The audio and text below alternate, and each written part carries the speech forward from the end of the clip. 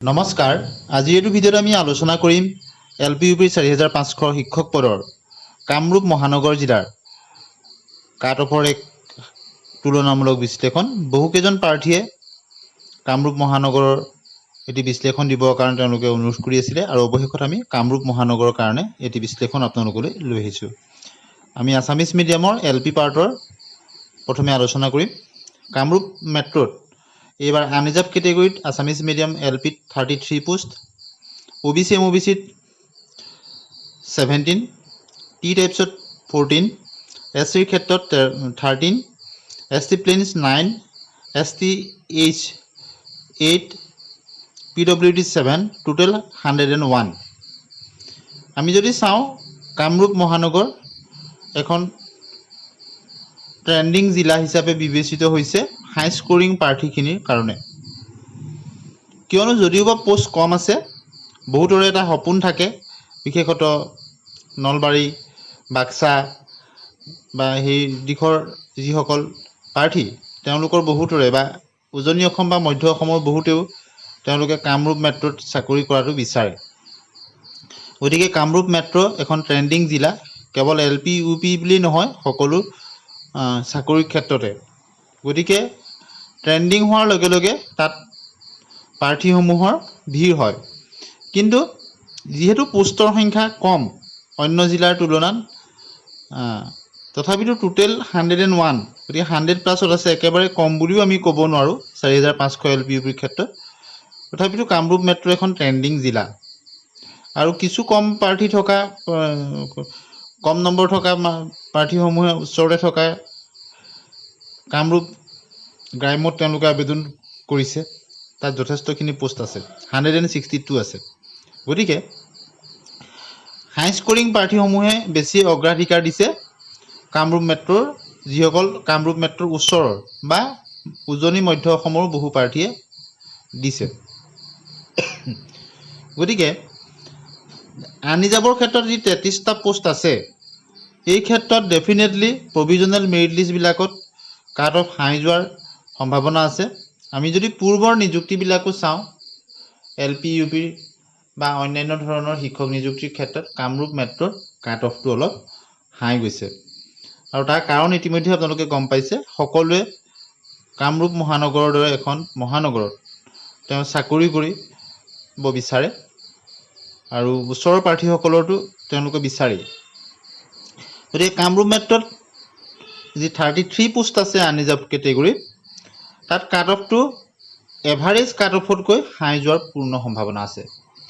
আমি এতিয়ালৈকে যিমানকেইখন জিলাৰ আপোনালোকক বিশ্লেষণ দিছোঁ, তাত আপোনালোকে নিশ্চয় গম পাইছে যে আনৰিজাৰ্ভৰ ক্ষেত্ৰত আমি 63+ আমি দিছোঁ, দুই এখনত 62.5ৰ ওপৰতো আনৰিজাৰ্ভত আছে আৰু দুই এখনত 64ত আছে। গতিকে এভাৰেজ 63+ আমি আনৰিজাৰ্ভৰ ক্ষেত্ৰত আহিব বুলি আশা কৰিব পাৰি। আৰু 5500 পদৰ ক্ষেত্ৰতো আপোনালোকে যদি দেখে তেনেধৰণৰ এটা ট্ৰেণ্ডেই আপোনালোকে দেখিব। কিন্তু এই কামৰূপ মেট্ৰ'ত 65 এটা ছেফ স্ক'ৰ হ'ব পাৰে। কামৰূপ মেট্ৰ'ৰ ক্ষেত্ৰত যি 33 পোষ্ট আছে, 65 এটা ছেফ স্ক'ৰ হ'ব পাৰে। পইণ্টত হয়তো কিছু কম বা বেছি হ'ব পাৰে। গতিকে কামৰূপ মেট্ৰ'ৰ ক্ষেত্ৰত আনৰিজাৰ্ভৰ ক্ষেত্ৰত যিসকল প্ৰাৰ্থী আবেদন কৰিছে তেওঁলোকৰ নতুন পদ্ধতি মতে 65 আছে, তেওঁলোক এটা ছেফ জোনত আছে বুলি ধৰিব পাৰিব। OBC MOBCৰ ক্ষেত্ৰতো এজ ইউজুৱেল যিটো ট্ৰেণ্ড বা এভাৰেজ যিটো কাট অফ আপোনালোকে নিশ্চয় জানে যে 5550টা পদৰ ক্ষেত্ৰত 60 to 61ৰ ভিতৰত আছিলে। গতিকে ইয়াত যিহেতু কিছু বাঢ়িব, সেই হিচাপত এভাৰেজ কাট অফ 61.5ৰ পৰা 62ৰ ভিতৰত হোৱাৰ সম্ভাৱনা আছে। গতিকে কামৰূপ মহানগৰত যি 17টা পোষ্ট আছে, ইয়াত তাতকৈ কিছু বাঢ়িব আৰু সেই হিচাপত যদি আমি চাওঁ 63 এটা ছেফ স্ক'ৰ হ'ব পাৰে কামৰূপ মেট্ৰ'ৰ ক্ষেত্ৰত OBC MOBCৰ কাৰণে। আৰু ওমেন ৰিজাৰ্ভেশ্যনৰ ক্ষেত্ৰত পইণ্টত কিছু বাঢ়িব পাৰে। টি টাইপছৰ ক্ষেত্ৰত কিন্তু এই ট্ৰেণ্ডটো একে নহয়, কিয়নো টি টাইপছৰ ক্ষেত্ৰত 14টা পোষ্ট আছে। আমি যদি চাওঁ হায়েষ্ট পোষ্ট থকা কামৰূপ ৰুৰেলৰ পিছতে কামৰূপ মেট্ৰ'ত। গতিকে ইয়াতো যথেষ্টখিনি প্ৰাৰ্থীয়ে আবেদন কৰিছে, তথাপিতো 55 কামৰূপ মেট্ৰ'ৰ কাৰণে এটা টি টাইপছৰ ক্ষেত্ৰত ছেফ স্ক'ৰ হ'ব পাৰে। ওমেন ৰিজাৰ্ভেশ্যনৰ ক্ষেত্ৰত পইণ্টৰ ক্ষেত্ৰত কিছু বঢ়া দুটা হ'ব পাৰে। ইয়াৰ পিছতে আমি চাওঁ এছচিৰ ক্ষেত্ৰত এজ ইউজুৱেল যদি আমি চাওঁ ৫,৫৫০টা পদৰ ক্ষেত্ৰত এভাৰেজ কাট অফটো আপোনালোকে চালে 56ৰ পৰা 57ৰ ভিতৰত আছিলে। গতিকে ইয়াত আমি ৪,৫০০ত এভাৰেজ কাট অফ 57.5ৰ ওপৰত থকাৰ সম্ভাৱনা আছে। কিন্তু কামৰূপ মহানগৰৰ ক্ষেত্ৰত কিছু বৃদ্ধি হোৱাৰ সম্ভাৱনা প্ৰবল। গতিকে 58.5 এটা ছেফ স্ক'ৰ হ'ব পাৰে এছচিৰ কাৰণে। আৰু এছচিৰ যিসকল ওমেন ৰিজাৰ্ভেশ্যনৰ ক্ষেত্ৰত 59ৰ আশে-পাশে থকা প্ৰাৰ্থীসকল তেওঁলোক ছেফ জোনত আছে বুলি ধৰিব পাৰিব। এছ টি প্ৰিন্সৰ ক্ষেত্ৰত ৫,৫৫০টা পদৰ ক্ষেত্ৰত যদি চাই 56 প্লাছত আছিলে। গতিকে আমি ৪,৫০০ত যদি আমি চাওঁ এভাৰেজত 57 প্লাছত থকাৰ সম্ভাৱনা আছে। গতিকে ইয়াত যিহেতু 9টা পোষ্ট আছে, কামৰূপ মেট্ৰত কিছু বাঢ়িব বুলি আমি আশা কৰিব পাৰোঁ। গতিকে 57.5 প্লাছত থকা প্ৰাৰ্থীসমূহ এছ টি প্ৰিন্সৰ ক্ষেত্ৰত এক ছেফ জোনত আছে বুলি ধৰিব পাৰিব। আৰু ফিমেলৰ ক্ষেত্ৰত 58ৰ আশে-পাশে আহিব পাৰে। এছ টি হিলছৰ ক্ষেত্ৰত 8টা পোষ্ট আছে, ইয়াত কম্পিটিশ্যন একেবাৰে কম। গতিকে 54.5ৰ পৰা 55ৰ ভিতৰত থকা প্ৰাৰ্থীসমূহ তেওঁলোক ছেফ জোনত আছে বুলি ধৰিব পাৰিব। PWDৰ ক্ষেত্ৰত 7টা পোষ্ট আছে কামৰূপ মেট্ৰৰ ক্ষেত্ৰত। গতিকে 7টা পোষ্টৰ ক্ষেত্ৰত 56.5ৰ পৰা 57 এটা ছেফ স্ক'ৰ হ'ব পাৰে। ওমেন ৰিজাৰ্ভেশ্যনৰ ক্ষেত্ৰত কিছু পইণ্টত কমিব পাৰে। গতিকে আজি আমি কামৰূপ মেট্ৰৰ ক্ষেত্ৰত 101 পোষ্টৰ ক্ষেত্ৰত এটি বিশ্লেষণ আগবঢ়ালোঁ।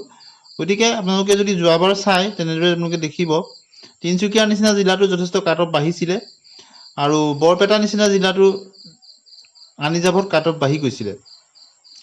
আৰু সেই হিচাপত ডেফিনেটলি কামৰূপ মেট্ৰত আন হিচাপত কাট অফটো যথেষ্ট হাই যোৱাৰ সম্ভাৱনা আছে। গতিকে আমি একেবাৰে হাইও ধৰা নাই, এভাৰেজ এটা কাট অফ ধৰি আপোনালোকক কিমান নম্বৰ থাকিলে তেওঁ ছেফ জোনত আছে সেই বিষয়ে এটা বিশ্লেষণ দিছোঁ। কাট অফ অৱশ্যে কাট অফ বুলি আপোনালোকে নধৰিব। ঠিক একেদৰে OBC MOBCৰ ক্ষেত্ৰতো এজ ইউজুৱেল যিটো এভাৰেজ কাট অফ তাতকৈ কিছু হ'লেও পইণ্টত ওপৰত যাব বুলি অনুমান কৰিব পাৰি, কিয়নো কামৰূপ মেট্ৰ নিচিনা জিলা এখন ট্ৰেণ্ডিং জিলা আৰু যিহেতু পোষ্টটো একেবাৰে কম নাই, 101 আছে টোটেল পোষ্ট। গতিকে অন্যান্য ধৰণৰ SC কেটেগৰীৰ ক্ষেত্ৰত OBCৰ পিছতে থাকিব, OBCতকৈ কম হ'ব।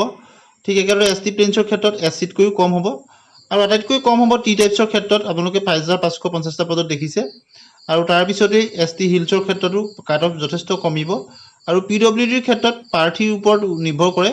গতিকে এটা এভাৰেজ লেভেলত PWDৰ ক্ষেত্ৰতো কাট অফটো থাকিব বুলি আমি আশা কৰিব পাৰোঁ। কিন্তু বিশ্লেষণটোৰ পৰা এটা কথাই আপোনালোকে নিশ্চয় গম পাইছে যে আনৰিজাৰ্ভ কেটেগৰীত যথেষ্ট হাই স্ক'ৰিং প্ৰাৰ্থীয়ে আবেদন কৰাৰ প্ৰবল সম্ভাৱনা আছে, কিয়নো আবেদনৰ সময়তো প্ৰাৰ্থীসমূহে কামৰূপ মেট্ৰক এখন ট্ৰেণ্ডিং জিলা হিচাপে বিবেচনা কৰি বহুতেই প্ৰিফাৰেঞ্চ এটা তাত ৰাখিছিলে। গতিকে হাই স্ক'ৰিং প্ৰাৰ্থীসমূহে তেওঁলোকে কামৰূপ মেট্ৰত যদি তেওঁলোকৰ নাম আহে নিশ্চয় প্ৰিফাৰেঞ্চটো তেওঁলোকে চেঞ্জ নকৰিব।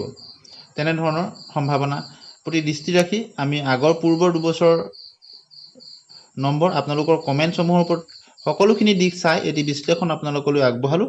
ইয়াক আপোনালোকে কাট অফ বুলি নধৰিব, এক বিশ্লেষণ বুলি ধৰিব।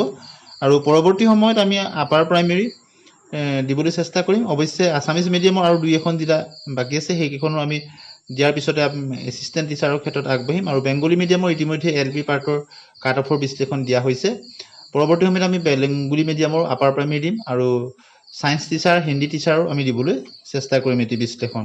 গতিকে আপোনালোকে আপোনালোকৰ নম্বৰসমূহ কমেণ্ট ছেকশ্যনত জনাব আৰু পৰৱৰ্তী সময়ত কোনখন জিলাৰ বিশ্লেষণ দিছে নিশ্চয় জনাব। আৰু ভিডিঅ'টো যদি ভাল পাইছে আপোনালোকে লাইক আৰু শ্বেয়াৰ কৰিব আৰু লগতে ডকুমেণ্ট ভেৰিফিকেশ্যনৰ নতুন নটিফিকেশ্যন অহাৰ লগে লগে আপোনালোকক জনাবলৈ